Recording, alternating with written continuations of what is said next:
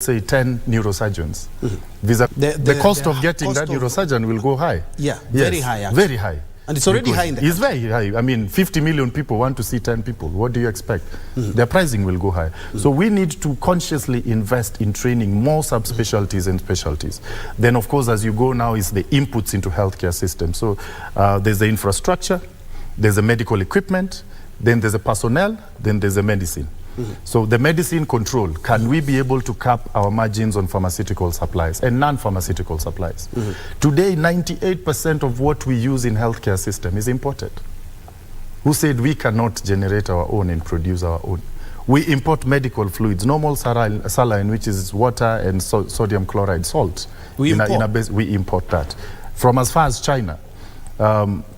Our syringes, our pharmaceuticals, basic Panadol and paracetamols and cetirizines, and these are things which can be able to produce locally. So the government also needs to look at the taxation regime for healthcare inputs. Today we pay VAT on medical equipment, something that was not there when I entered this industry. That naturally is transferred to the patient. So for example, if you're going to bring in a PET scan with a cyclotron, you're going to use about $3.5 million or $5 million. Wow. Add, let's say, 16%, it is a cost you incur. That pushes it further. So for you as the person who has put that infrastructure, either you've borrowed or something, you need to repay. How do you do that? You transfer the cost to the user. And so those are the things we need to also relook at. Let's look at the doctor-patient ratio. Yes. Because a couple of years back, you were in government. Yep. And you bear me witness that you are not enough doctors. For sure. Then you transited to the county governments.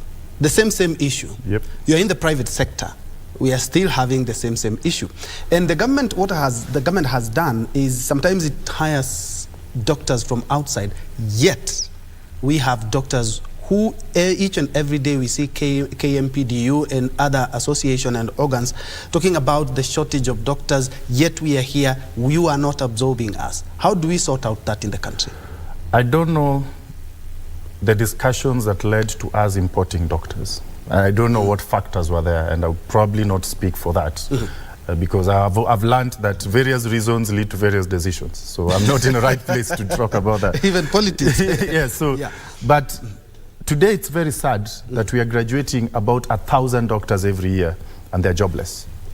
1,000 doctors every year? Yes, and we have doctors seated at home. I think the new government really needs to look into this.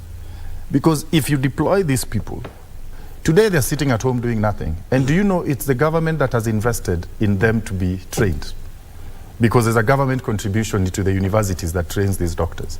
Otherwise, if doctors were to pay the full spectrum of their school fees, medical training would probably be 2 million shillings a year. But I think regular students pay probably about 90-something thousand, I think. So it's substantially subsidized by the government. So it's only fair that the government's investment in this section rips back to the same population. And the moment we look at health sector as an economic tool, then that's the moment we start thriving. They say a healthy nation is a wealthy nation. Is a wealthy nation. You get me? So unfortunately, some people look at healthcare as a consumption point as opposed to a production point. The moment a member of my family is sick in the hospital, my productivity at work is reduced by 50%, whether I'm there physically or not, and everyone else that is attached to this particular patient. So productivity levels go down substantially when people are sick. So we need to make, it's the same thing when you're running a business. There are things that necessarily do not give you that investment directly, but they impact your production in other sectors. So we need to start looking, and consciously as a nation, to look at health sector as an investment point. While we look for investors to bring foreign direct investment, we also look at our health sector as an investment. First and foremost, it's unemployment. It's one of the top 5 employment sectors in the nation, right? From nurses, health sector is multi-diverse. For example, if you run a hospital, you have nurses, you have doctors, you have cleaners, you have drivers, you have porters, you have your telecommunication people, you have a lab techs, you have pharmacists, you have a public relations person. I mean, health sector has the IT sector of it. It has every industry incorporated into it. And so even just having a robust health sector, and that's what has worked for India. And today, Turkey is working very hard to become a medical tourism sector. Jordan, for example, a lot of Middle East countries have realized that health sector is one of the key pillars to their economy, and they are not taking it for granted. And I hope and believe that Kenya should be that particular nation for Africa as a center for medical excellence and medical investment. Of course, we will look at the maternal health, because I do remember back when President Uhuru took over, his wife started the Beyond Zero campaign so as to minimize the maternal deaths that we have in the country. But before we go there, where are you? Because now you are in the private sector, and the healthcare system in the country, when you go to the privates, they are quite expensive. In your institution, RFH, what exactly are you doing to maybe bridge that gap? Because private hospitals are quite expensive. Public hospitals have their challenges as well. And now, maybe you can even the ground. The idea that private hospitals are expensive should change. Why am I saying this? Without mentioning names, our perception of private hospitals remain a select few private hospitals.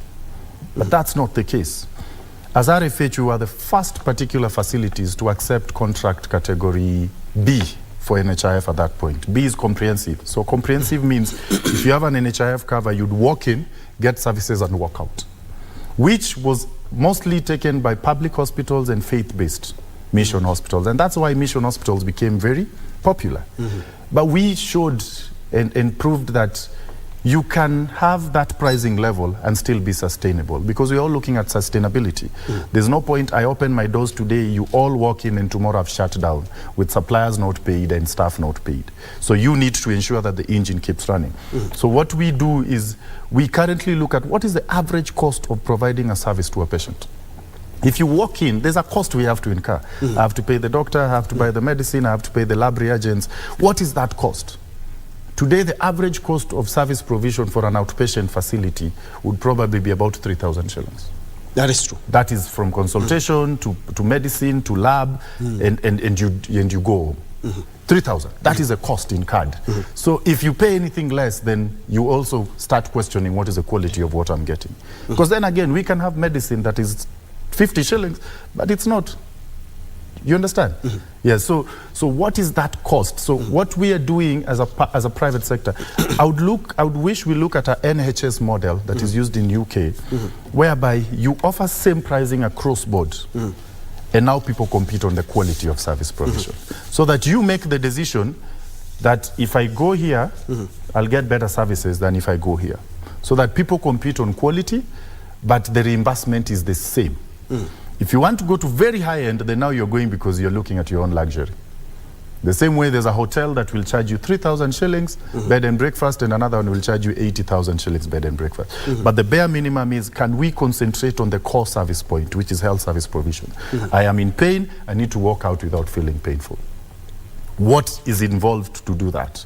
So that cost is constant, whether it's in public or private. The difference is, in public, of course, the human resource is paid for by the exchequer. You understand? Yeah. They're probably not paying rent. These are inputs. But don't say they're not paying. It's being paid for by someone. And that's where the taxation comes in. And we pay tax and the exchequer pays for them. But even these facilities need to be sustainable. We have seen institutions complain that their facility improvement fund, which is, even if you go to public hospital, you still pay a certain fee.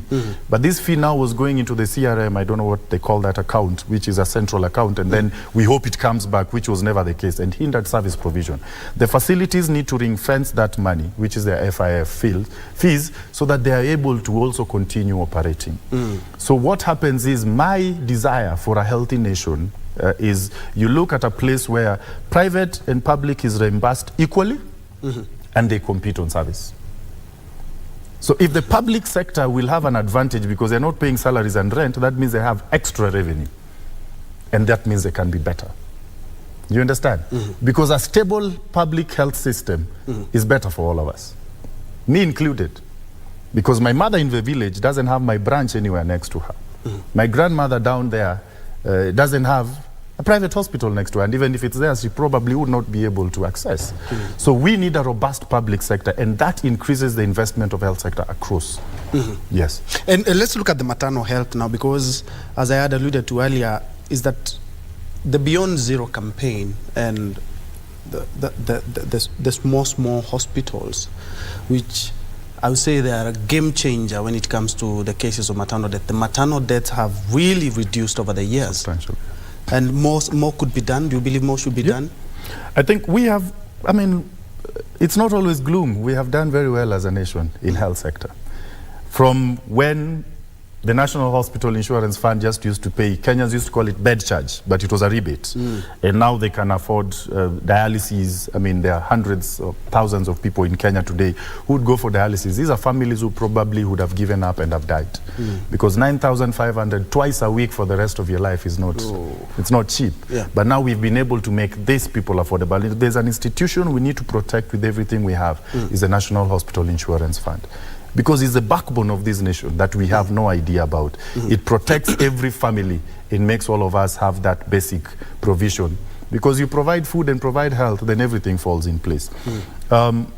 So as we increase that increased investments in health sector, and so with that also, as we talk of, you have just before this, I saw you were talking about religious. There also need to be improved regulations into this sector so that we also don't have mushrooming things that are not well much regulated. Yeah. So once you have that, then you have access to skilled delivery services. And that is what has led to our reduction in maternal mortality. Because today, our access to skilled labor midwives is much higher than it was before. Kenyans know that I will not deliver at home. I need to deliver into an institution. And those institutions, of course, we had Linda Mama, which came in and has really helped women to access. Because at the end of the day, it comes back to what am I going to do out-of-pocket expenditure? And those out-of-pocket expenditure is what leads to catastrophic expenditure in health service access, yes. Yeah, that's an interesting way of looking at it. And less than a quarter of Kenyans can amply access health care here in the country. Most of the Kenyans cannot access quality health care, and that's where you guys come in. But looking at even how the technology itself has changed, you've mentioned of not more or less regulating, but we need to have some controls. To look at some controls. Yes. More or less like the way if you want a cab service, you just go to your phone and get one of the companies there. And I've seen that also happen. You can contact a doctor via an app, and you'll be told exactly telemedicine. Touch on that here in the country. Kenya has made some strides in terms of the digitization. Kenya is a digital, it's called a Silicon Savannah of Africa, you know. I mean, we are very, our Nigerian brothers are doing much better, but I think we have also done very well. You cannot run away from the fact that as we advance in technology, everybody is looking for convenience, and you cannot run away from that.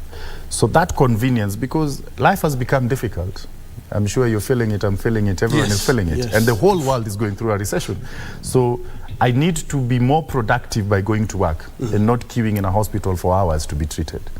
So if I can be able to access that service at the comfort of my home, then so be it. And so more people are going much more into telemedicine because of that convenience. I can be able to order medicine from my phone.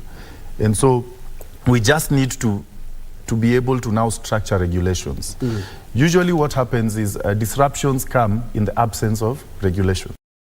But that's a good thing, but then later after that, we need to have regulations to control them. When M-Pesa came in, there was no regulation in mobile money transfer. Then we created the laws later after. So we need to, our parliament needs to start thinking, what are the controls towards telemedicine? We've also had issues where I think home care and all these other things, who is that person who gives the home care? How regulated are they? We cannot run away from it. It is an area that will keep growing every single day. We just need to now accept that it's there and put rules and regulations to be able to govern it. So that every Kenyan who goes to that application knows it's a credible application, it is run by credible people, so that we also don't have somebody who's not trained on the other side just telling you things and we fall for it. Then tomorrow we start having more of demerits than merits of that particular growth. Before we wrap up, you'll tell us about your views on the Health Commission in the country, and maybe we should have done that a long time ago. But before then, the head of state yesterday did launch what is called now a cyber knife technology. This, from what I've been able, the little I've been able to gather, is that it's quite a game changer when it comes to cancer treatment in the country. Kindly share some light on that. I will give a personal experience. I had a friend who was a doctor when I was an intern in Kiambu District Hospital. And one day when I'm sitting in the house, he sends me a message that 5 by 5 by 5. What does that mean? He had just done a CT scan, fell down during a surgery he was conducting. Then he had these persistent headaches. He was taken for a CT scan. They got a mass on his pituitary gland. So if you know what a pituitary gland is, a pituitary hypothalamus in the brain. Yes. It controls almost all your endocrine, neuron, hormonal system, most of it. So it's a very sensitive place that you cannot go open and touch. He was flown to India, it was touched, and 7 weeks later we buried him, sadly as it is. So what am I trying to say? Cyberknife comes to sort some of these things. There are tumors in very sensitive places that you cannot open, because when you open, you cause more damage than solution. So it is very precise. In the layman's language, there's a tube which has an X-ray head, for lack of a better word. But basically it's a linear accelerator. It's a radiotherapy treatment. So we have the linear accelerators where you lie in and it's controlled. But the problem is we realized there were more effects when it burns. It's like literally burns the tumor cells. But sometimes it burns even the good cells. And so that causes more side effects. So when you get such sensitive areas, you know, the pancreas, the brain, the prostate, the lungs, there's a tumor somewhere there and you have to. So cyberknife literally is robotic. So there's a robotic arm with a head that goes and directs those radiation rays to that particular tumor and is able to kill the tumor cells. And so basically is now we are more precise in our treatment of cancer than we were before. Previously they would do surgery, remove, then they take you through serious cobalt radiation that burns almost every cell there. And you realize that most people then would say if you have cancer and you go for treatment, it's like you're already judged to die. So we are getting more technological advancement that are now making it more precise in treatment. And that's now what we have, and we are proud as a country to have that. You're saying this is the second it's one, the second one after Egypt, in the continent. In the continent. And how is it that it's bringing the cost of healthcare down, or cancer treatment down? And we always, every time we hear a new machine that does A, B, C, D, of course... No, the comparative cost is if you're going to travel from Kenya to India, you're going to spend 2 million. We now have it here and you're not going to have those costs. So it has brought the cost down, because people would fly out to have that service. Now you don't need to fly out. You have it here within Nairobi. So what are the costs? When you're going to India, there are a lot of things. You have to go with a relative, a caregiver. You have to book a hostel or a hotel, stay there for so long, accommodation, plus the cost of that service delivery. Now you don't have that. You can seek it from the convenience of your country. You understand? Get it conveniently. And also, they have also subsidized the cost. And I believe there are plans that the government has to be able to cater for this entire cancer treatment wholesome. And we can't wait for that to happen, because most families are actually impoverished because of cancer today. And cancer has come down from being an elderly disease to even as early as 25 years old, we're having people having cancer. It's insane. Tell us about your health institution, how you started it, and how it has been a game changer, because I can attest, because I have a relative who lives almost close to one of the centers, and one time he had an emergency, and your center is one of the places that he sought help first. First, I want to say, I want to really thank Kenyans who have stood by us. It's not an easy thing, first of all, starting a business in this country and starting it as a young person. I mean, I've gone through a lot of challenges as a person to be able to make RFH go where it is. But it's resilience, determination to know that you're doing something good for your nation. And I believe your reward is probably sometimes not here, but somebody somewhere else will be able to recognize. But I want to thank our patients who have voted for us. We are 2 years in a row. We are the Facility of Choice Award by the Kenya Quality Healthcare Awards last year and this year. We won that award in a row. And that tells us that we are doing something good and we keep doing it. It's work in progress. We keep growing. We currently have 9 outlets. We are opening our 10th branch very soon. And so that's in Ruaka, we are in Kamakis, Ruiru, Komarok, Ruai, we have 2. So there's one which is a specialist branch that caters for all these. We have a neurosurgeon, a spinal surgeon. The Ruai one. Yes, the Ruai one. And then we have Njue Estates, Yokimau, and we hope to have more coming in. Our model is basically to be able to bring these costs within the National Health, now it's called National Social Health Insurance Fund. Yes, that is the public. So basically it's how can we be able to access to as many Kenyans as possible.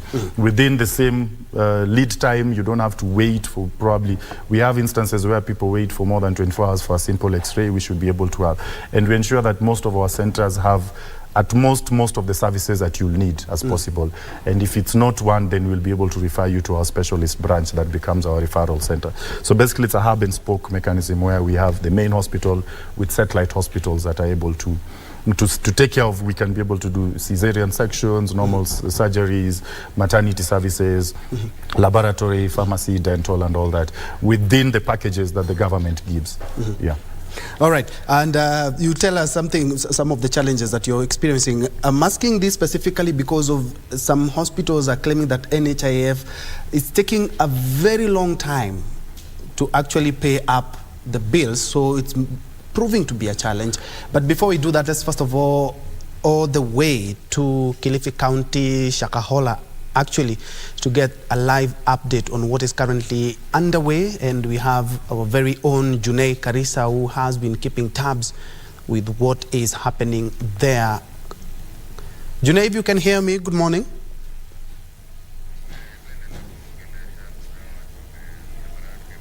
All right. We will be getting back to that report in a while, but let's first of all come here to studio. We're keeping tabs with what is happening in Shakahola. Remember, today the CS Kithure Kindiki is expected there, and Njue will bring us up to speed to tell us what exactly is happening. All right, I'm informed by my director that Njue is currently on standby. Good morning, Njue. What is the latest?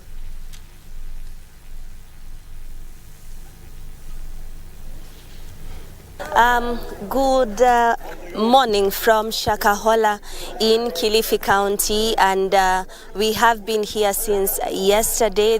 Today is the 5th day of the exhumation and rescue process of the survivors of the Shakahola massacre.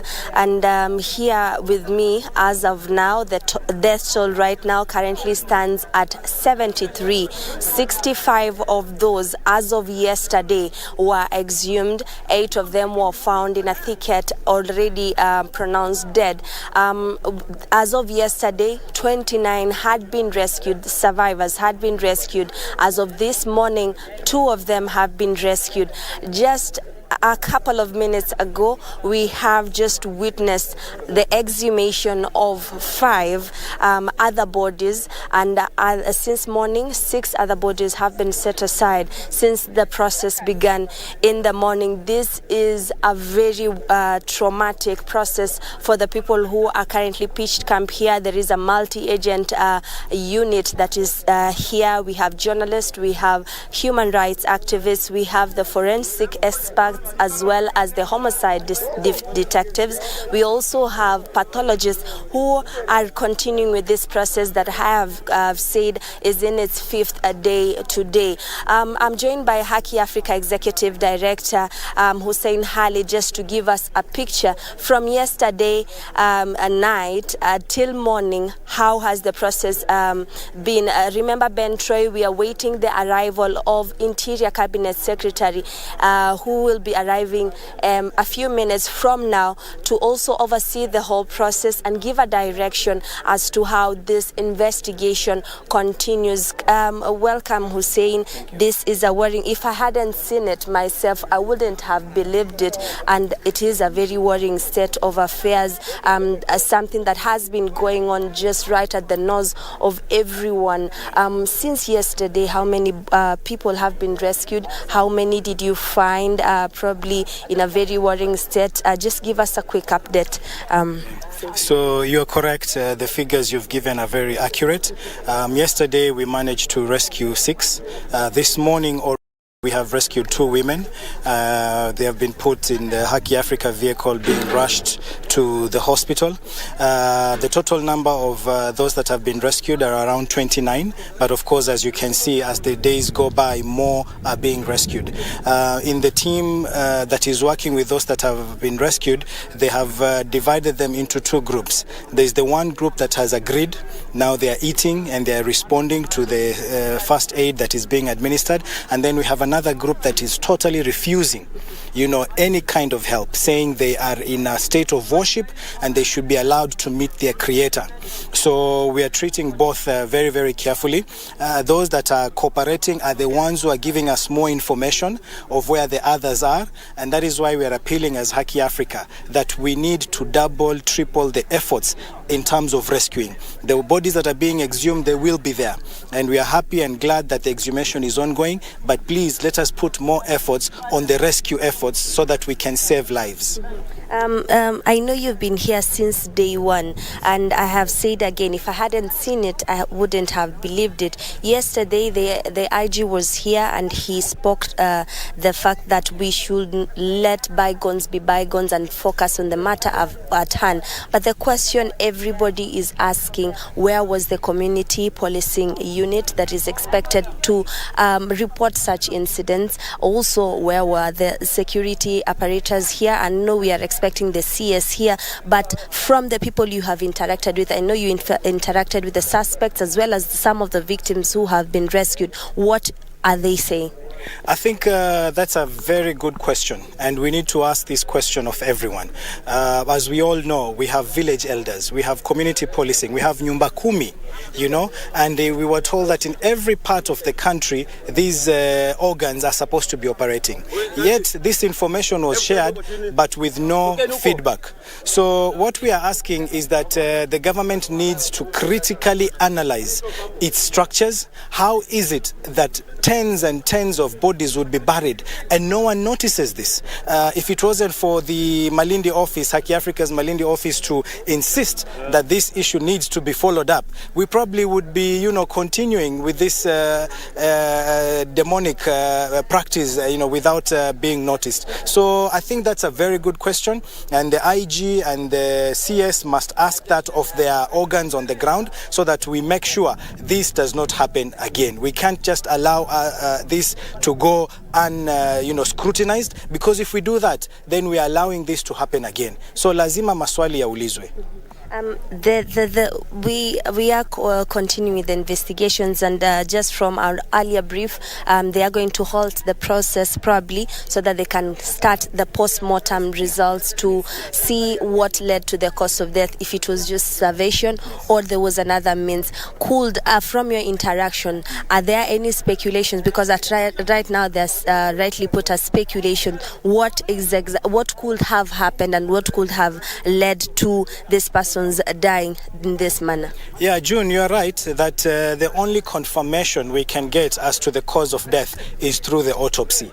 But, we can already see from the bodies that have been exhumed. For example, there was a body that was intact, that did not look malnourished. It did not look like is an individual who had been fasting. So the question that people are asking is, was this one killed, or how did he meet his death? Because he looks fine. We have others that, are being suspected to have broken limbs. Again, the question is, what could have happened? But right now, that is only speculation. The only confirmation we'll be able to get once the autopsy is done and we are able to tell from the pathologists what actually led to their deaths. Finally, Hussein, just a clarion call to Kenyans, a wake-up call probably. What could be your message? Because religion is here with us. We are not refuting it. But in this manner, the president himself has declared it as a terrorist act. What could be your message to either preachers or the congregants who are following this religious group? I think it is very clear now for everyone to see, June. We must regulate religious institutions. We can't have people just waking up one morning in the name of a calling, leading people to a suicide path.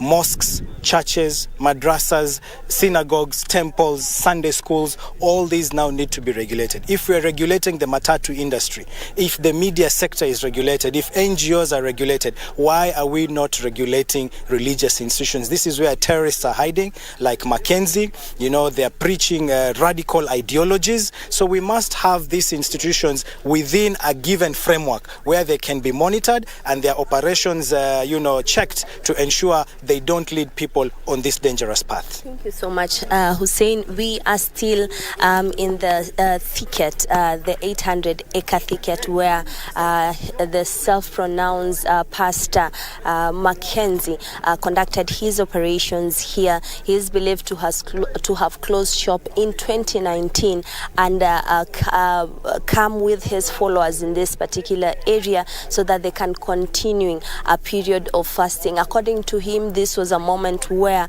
people were supposed to stop whatever they were doing and starve themselves to death. Now, the president has pronounced this as a radical manner of preaching and pronounced it as a terrorist, as this is a matter that is currently under investigations, and that is why, due to a court order, the exhumation process is currently ongoing. The rescue exercise also is taking place parallel to the exhumation process. The death toll is continuing. Right now, we have just seen what they have done. Right now, we saw a grave that is yet to be exhumed. The bodies are yet to be exhumed. So the death toll could increase by the day, and the numbers are shooting each and every day. This is a worrying state of affairs. We are expecting the Cabinet Secretary of Interior in any moment from now to also address this issue. There are critical questions being asked, and only him can give us guiding questions,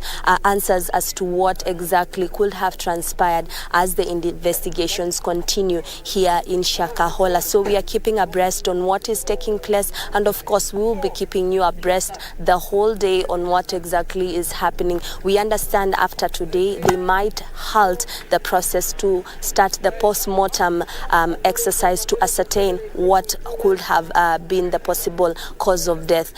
Then they can continue. There's so many mass graves. We have taken a look around. There are so many shallow graves. They are yet to exhume. So this is a very traumatic experience for the people who are here, but there is a multi-agency team that is here providing all the psychosocial support that is needed, and of course any support and any help that is here. So we are keeping abreast, and we'll be giving you more details as the time goes, as the days unfold, as we await the arrival of the Cabinet Secretary for Interior, Kideri Kinduki, to arrive any moment from now.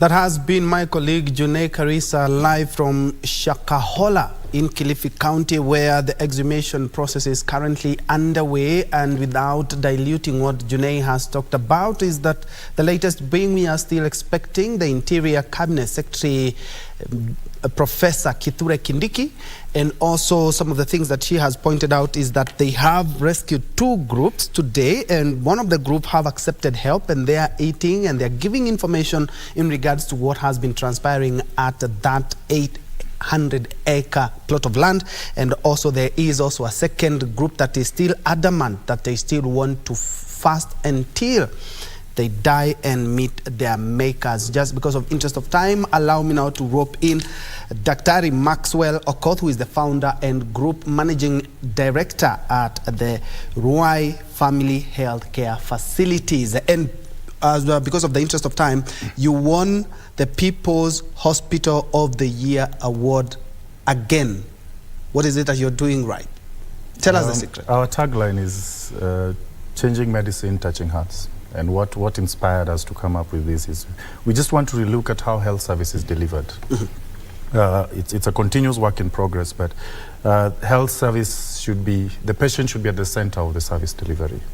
And so how your patients experience you is how they become your advocates. And this is a public award whereby the public is the one that chooses who they think. And so we were with a panel with a number of about 10, 12 hospitals, faith-based, public, mission, top-tier private hospitals. And it's just basically the people who have been there with you scouting and vouching for you. So basically, is put your patient first, put your patient at the center of your service delivery, and everything falls in place. And that's congratulations for that second feat. Thank you very much. And hope that you keep that fire burning. Now, there's something that I had asked you before we go to the closing statement on the Health Service Commission. I would like to pick your mind on that, having worked in government, in county government, and now in private practice. I don't know the technicalities that that are hindering Health Service Commission. I still feel like either it's a political turf that makes it not achievable, because we have sung about this song for the longest time. There could be intricacies in the political sector that makes it difficult for the counties to release staff back to the national government. There, it needs a lot of political goodwill, but it's something we really need to do if we are going to move forward within our health sector service. We can't run away from it. It's just a matter of time. At some point, something will have to give. Yeah. Final closing, Max, in regards to your facility, and also you're talking about a new facility, the 10th one, as we wrap up. Your final one. Thank you. First, I think we'll talk about what is happening in the country, and I'm sorry to diverse. As we look at what is happening in Shakahola, I think we need to be very intentional with mental health. I see a lot of mental health issues in Shakahola. It's a good thing you brought it up. And let's not hide and bury our heads under the sun. There's a mental aspect to it. And so we will do all the legal, political regulation, but if we don't tackle mental health for Kenyans today, we are going to see more of these things happening. I think there's a story of a lady in Kitengela and all these things. I mean, these things don't just happen. So there needs to be an intentional drive towards mental health. And I'm very cognizant of mental health issues because I know what it means, even at a personal level. We need to actually be very intentional to deal with it. I mean, you retrieve someone who's about to die and says he's not ready to be saved.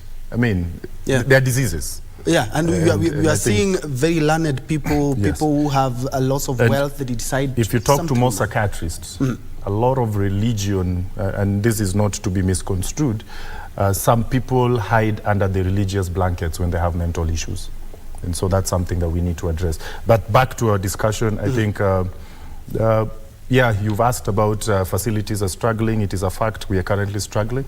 I would want to believe there are teething issues as things settle in place, but again, it cannot continue for so long because the situation is dire. We hope something will be done. But I want to choose hope.